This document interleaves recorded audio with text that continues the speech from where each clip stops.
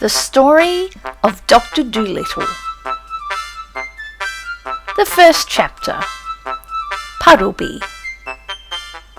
Once upon a time, many years ago, when our grandfathers were little children, there was a doctor, and his name was Dolittle. John Dolittle, MD. MD means that he was a proper doctor and knew a whole lot. He lived in a little town called Puddleby on the marsh. All the folks, young and old, knew him well by sight, and whenever he walked down the street in his high hat, everyone would say, "There goes the doctor, he's a clever man." And the dogs and the children would all run up and follow behind him, and even the crows that lived in the church tower would caw and nod their heads. The house he lived in on the edge of town was quite small, but his garden was very large and had a wide lawn and stone seats and weeping willows hanging over. His sister, Sarah Dolittle, was housekeeper for him, but the doctor looked after the garden himself. He was very fond of animals and kept many kinds of pets. Besides the goldfish in the pond at the bottom of his garden, he had rabbits in the pantry, white mice in his piano, a squirrel in the linen closet, and a hedgehog in the cellar. He had a cow with a calf too, and an old lame horse, 25 years of age, and chickens and pigeons and 2 lambs and many other animals. But his favourite pets were Dab Dab the duck, Jip the dog, Gub Gub the baby pig, Polynesia the parrot, and the owl Tutu. His sister used to grumble about all these animals and said they made the house untidy, and one day when an old lady with rheumatism came to see the doctor, she sat on the hedgehog, who was sleeping on the sofa, and never came back to see him any more, but drove every Saturday all the way to Oxenthorpe, another town 10 miles off, to see a different doctor. Then his sister, Sarah Dolittle, came to him and said, "John, how can you expect sick people to come and see you when you keep all these animals in the house? It's a fine doctor who would have his parlour full of hedgehogs and mice. That's the 4th personage these animals have driven away. Squire Jenkins and the parson say they wouldn't come near your house again, no matter how sick they are. We're getting poorer every day. If you go on like this, none of the best people will have you for a doctor." "But I like the animals better than the best people." "You are ridiculous," said his sister, and walked out of the room. So, as time went on, the doctor got more and more animals, and the people who came to see him got less and less, till at last he had no one left except the cat's meat man, who didn't mind any kind of animals. But the cat's meat man wasn't very rich, and he only got sick once a year, at Christmas time, when he used to give the doctor a 6pence for a bottle of medicine. 6pence a year wasn't enough to live on, even in those days, long ago, and if the doctor hadn't had some money saved up in his money box, no one knows what would have happened. And he kept on getting still more pets, and of course it cost a lot to feed them, and the money he had saved up grew littler and littler. Then he sold his piano and let the mice live in a bureau drawer, but the money he got for that too began to go, so he sold the brown suit he wore on Sundays and went on becoming poorer and poorer. And now, when he walked down the street in his high hat, people would say to one another, "There goes John Dolittle, MD. There was a time when he was the best known doctor in the West County. Look at him now. He hasn't any money, and his stockings are full of holes." But the dogs and the cats and the children still ran up and followed him through the town, the same as they had done when he was rich. The second chapter, Animal language. It happened one day that the doctor was sitting in his kitchen, talking with the cat's meat man who had come to see him with a stomach ache. Why don't you give up being a people's doctor and be an animal doctor? Asked the cat's meat man. The parrot, Polynesia, was sitting in the window looking out at the rain and singing a sailor song to herself. She stopped singing and started to listen. You see, Doctor, you know all about animals, and much more than what these here vets do. That book you wrote about cats, why, it's wonderful. I can't read or write myself, or maybe I'd write some books, but my wife, Theodosia, she's a scholar, she is, and she read your book to me. Well, it's wonderful. That's all can be said. Wonderful. You might have been a cat yourself. You know the way they think. And listen, you could make a lot of money doctoring animals. Do you know that? You see, I'd send all the old women who had sick cats or dogs to you. And if they didn't get sick fast enough, I could put something in the meat I sell them to make them sick, see? Oh no. You mustn't do that. That wouldn't be right. Oh, I didn't mean real sick. Just a little something to make them droopy like was all what I had reference to. But, as you say, maybe it ain't quite fair on the animals. But they'll get sick anyway, because the old women always give them too much to eat. And look, all the farmers roundabout who had lame horses and weak lambs, they'd come. Be an animal doctor. When the cat's meat man had gone, the parrot flew off the window onto the doctor's table and said, "That man's got sense. That's what you ought to do. Be an animal doctor. Give the silly people up if they haven't brains enough to see you're the best doctor in the world. Take care of animals instead. They'll soon find it out. Be an animal doctor." Oh, there are plenty of animal doctors, said John Dolittle, putting the flower pots aside on the windowsill to get the rain. "Yes, there are plenty, but none of them are any good at all. Now listen, doctor, and I'll tell you something. Did you know that animals can talk?" I knew that parrots can talk. Oh, we parrots can talk in two languages. People's language and bird language. If I say, "Polly wants a cracker," you understand me. But hear this.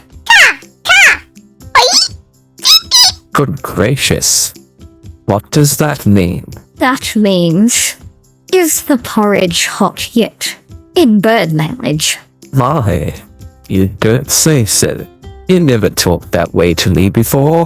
What would have been the good? You wouldn't have understood me if I had. Tell me some more, said the doctor, all excited, and he rushed over to the dresser drawer and came back with the butcher's book and a pencil. Now, don't go too fast, and I'll write it down. This is interesting. Very interesting. Something quite new. Give me the birds ABC first. Slowly now. So that was the way the doctor came to know that animals had a language of their own and could talk to one another. And all that afternoon while it was raining, Polynesia sat on the kitchen table, giving him bird words to put down in the book. At tea time, when the dog Jip came in, the parrot said to the doctor, "See, he's talking to you." Looks to me as though he was scratching his ear. But animals don't always speak with their mouths. They talk with their ears, with their feet, with their tails, with everything. Sometimes they don't want to make a noise. Do you see now the way he's twitching up one side of his nose? What's that mean? That means, can't you see that it has stopped raining? Here's asking you a question. Dogs nearly always use their noses for asking questions. After a while, with the parrot's help, the doctor got to learn the language of the animals so well that he could talk to them himself and understand everything they said. Then he gave up being a people's doctor altogether. As soon as the cat's meat man had told everyone that John Dolittle was going to become an animal doctor, old ladies began to bring him their pet pugs and poodles who had eaten too much cake, and farmers came from miles to show him sick cows and sheep. One day a plough horse was brought to him, and the poor thing was terribly glad to find a man who could talk in horse language. You know, Doctor, that vet over the hill knows nothing at all. He has been treating me 6 weeks now for spavins. What I need is spectacles. I am going blind in one eye. There's no reason why horses shouldn't wear glasses the same as people. But that stupid man over the hill never even looked at my eyes. He kept on giving me big pills. I tried to tell him, but he couldn't understand a word of horse language. What I need is spectacles. Of course. Of course. I'll get you some at once. I would like a pair like yours. Only green. They'll keep the sun out of my eyes while I am ploughing the 50-acre field. Certainly. Green ones you shall have. You know, the trouble is, sir. The trouble is that anybody thinks he can doctor animals just because the animals don't complain. As a matter of fact, it takes a much cleverer man to be a really good animal doctor than it does to be a good people's doctor. My farmer's boy thinks he knows all about horses. I wish you could see him. His face is so fat he looks as though he had no eyes, and he has got as much brain as a potato bug. He tried to put a mustard plaster on me last week. Where did he put it? Oh, he didn't put it anywhere on me. He only tried to. I kicked him into the duck pond. Well. I'm a pretty quiet creature as a rule. Very patient with people. Don't make much fuss. But it was bad enough to have that vet giving me the wrong medicine, and when that red-faced booby started to monkey with me, I just couldn't bear it anymore. Did you hurt the boy much? Oh no. I kicked him in the right place. The vet's looking after him now. When will my glasses be ready? I'll have them for you next week. Come in again Tuesday. Good morning. Then John Dolittle got a fine big pair of green spectacles, and the plough horse stopped going blind in one eye and could see as well as ever. And soon it became a common sight to see farm animals wearing glasses in the county round Puddleby, and a blind horse was a thing unknown. And so it was with all the other animals that were brought to him. As soon as they found out he could talk their language, they told him where the pain was and how they felt, and of course it was easy for him to cure them. Now these animals went back and told their brothers and friends that there was a doctor in the little house with the big garden who really was a doctor. And whenever any creature got sick, not only horses and cows and dogs, but all the little things of the field, like harvest mice and water voles, badgers and bats, they came at once to his house on the edge of town, so that his big garden was nearly always crowded with animals trying to get in to see him. There were so many that came that he had to have special doors made for the different kinds. He wrote horses over the front door, cows over the side door, and sheep on the kitchen door. Each kind of animal had a separate door. Even the mice had a tiny tunnel made for them into the cellar, where they waited patiently in rows for the doctor to come round to them. And so, in a few years' time, every living thing for miles and miles got to know about John Dolittle, MD, and the birds who flew to other countries in the winter told the animals in foreign lands of the wonderful doctor of Puddleby on the Marsh, who could understand their talk and help them in all their troubles. In this way, he became famous among the animals all over the world, better known even than he had been among the folks of the West Country, and he was happy and liked his life very much. One afternoon, when the doctor was busy writing in a book, Polynesia sat in the window, as she nearly always did, looking out at the leaves blowing about the garden. Presently, she laughed aloud. What is it, Polynesia? I was just thinking. What were you thinking? I was thinking about people. People make me sick. They think they're so wonderful. The war has been going on now for thousands of years, hasn't it? And the only thing in animal language that people have learned to understand is that when a dog wags his tail, he means, I'm glad. It's funny, isn't it? You're the very first man to talk like us. Oh, sometimes people annoy me dreadfully. Such airs they put on, talking about the dumb animals. Dumb? Huh. Why, I knew a macaw once who could say good morning in 7 different ways without once opening his mouth. He could talk every language and Greek. An old professor with a grey beard bought him, but he didn't stay. He said that the old man didn't talk Greek right, and he couldn't stand listening to him teach the language wrong. I often wonder what's become of him. That bird knew more geography than people will ever know. People. Golly, I suppose if people ever learn to fly, like any common hedge sparrow, we shall never hear the end of it. You're a wise old bird. How old are you really? I know that parrots and elephants sometimes live to be very, very old. I can never be quite sure of my age.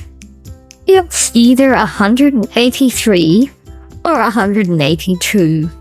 But I know that when I first came here from Africa, King Charles was still hiding in the oak tree because I saw him. He looked scared to death. The 3rd chapter. More money troubles.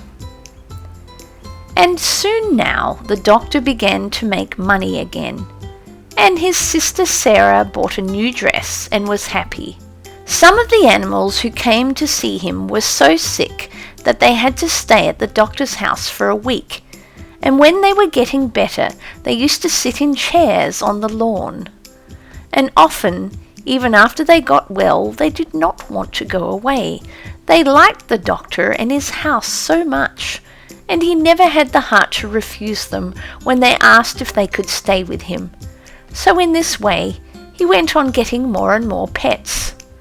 Once, when he was sitting on his garden wall, smoking a pipe in the evening, an Italian organ grinder came round with a monkey on a string. The doctor saw at once that the monkey's collar was too tight and that he was dirty and unhappy. So he took the monkey away from the Italian, gave the man a shilling and told him to go. The organ grinder got awfully angry and said that he wanted to keep the monkey, but the doctor told him that if he didn't go away he would punch him in the nose. John Dolittle was a strong man, though he wasn't very tall. So the Italian went away saying rude things, and the monkey stayed with Dr. Dolittle and had a good home.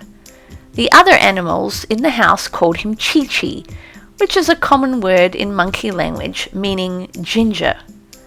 And another time, when the circus came to Puddleby, the crocodile, who had a bad toothache, escaped at night and came into the doctor's garden. The doctor talked to him in crocodile language and took him into the house and made his tooth better. But when the crocodile saw what a nice house it was, with all the different places for the different kinds of animals, he too wanted to live with the doctor. He asked, couldn't he sleep in the fish pond at the bottom of the garden if he promised not to eat the fish? When the circus men came to take him back, he got so wild and savage that he frightened them away. But to everyone in the house, he was always as gentle as a kitten. But now The old ladies grew afraid to send their lapdogs to Dr. Dolittle because of the crocodile, and the farmers wouldn't believe that he would not eat the lambs and sick calves they bought to be cured.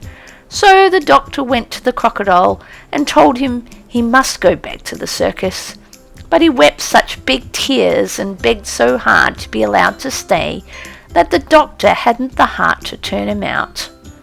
So then the doctor's sister came to him and said, John, you must send that creature away. Now the farmers and the old ladies are afraid to send their animals to you. Just as we were beginning to be well off again, now we shall be ruined entirely. This is the last straw. I will no longer be housekeeper for you if you don't send away that alligator. It isn't an alligator. It's a crocodile. I don't care what you call it. It's a nasty thing to find under the bed. I won't have it in the house. But he has promised me that he will not bite anyone. He doesn't like the circus, and I haven't the money to send him back to Africa where he comes from. He minds his own business, and on the whole, he is very well behaved. Don't be so fussy. I tell you, I will not have him around. He eats the linoleum. If you don't send him away this minute, I'll go and get married. All right. Go and get married. It can't be helped. So Sarah Dolittle packed up her things and went off, and the doctor was left all alone with his animal family. And very soon he was poorer than he had ever been before. With all these mouths to fill, and the house to look after, and no one to do the mending, and no money coming in to pay the butcher's bill, things began to look very difficult. But the doctor didn't worry at all. Money is a nuisance. We'd all be much better off if it had never been invented. What does money matter, so long as we are happy? But soon the animals themselves began to get worried, and one evening, when the doctor was asleep in his chair before the kitchen fire, they began talking it over amongst themselves in whispers, and the owl, Tutu, who was good at arithmetic, figured it out that there was only money enough left to last another week, if they each had one meal a day and no more. Then the parents said, I think we all ought to do the housework ourselves. At least we can do that much. After all, it is for our sakes that the old man finds himself so lonely and so poor. So it was agreed that the monkey Chi-Chi was to do the cooking and the mending. The dog was to sweep the floors, the cat was to dust and make the beds, the owl, Tutu, was to keep the accounts, and the pig was to do the gardening. They made Polynesia the parrot housekeeper and laundress because she was the oldest. Of course, at first they all found their new jobs very hard to do, all except Chi-Chi, who had hands and could do things like a man. But they soon got used to it, and they used to think it great fun to watch Jip the dog sweeping his tail over the floor with a rag tied onto it for a broom. After a little, they got to do the work so well that the doctor said that he had never had his house kept so tidy or so clean before. In this way, things went along all right for a while, but without money they found it very hard. Then the animals made a vegetable and flower stall outside the garden gate and sold radishes and roses to the people that had passed by along the road. But still they didn't seem to make enough money to pay all the bills, and still the doctor wouldn't worry.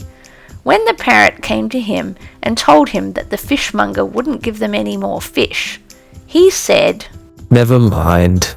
So long as the hens lay eggs and the cow gives milk, we can have omelettes and junket, and there are plenty of vegetables left in the garden. The winter is still a long way off. Don't fuss. That was the trouble with Sarah. She would fuss. I wonder how Sarah's getting on. An excellent woman. In some ways. Well.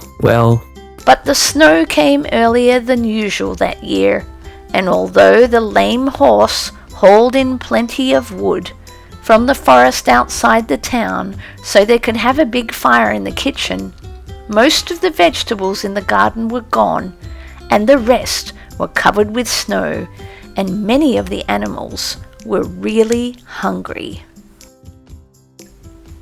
End of part 1. Please subscribe.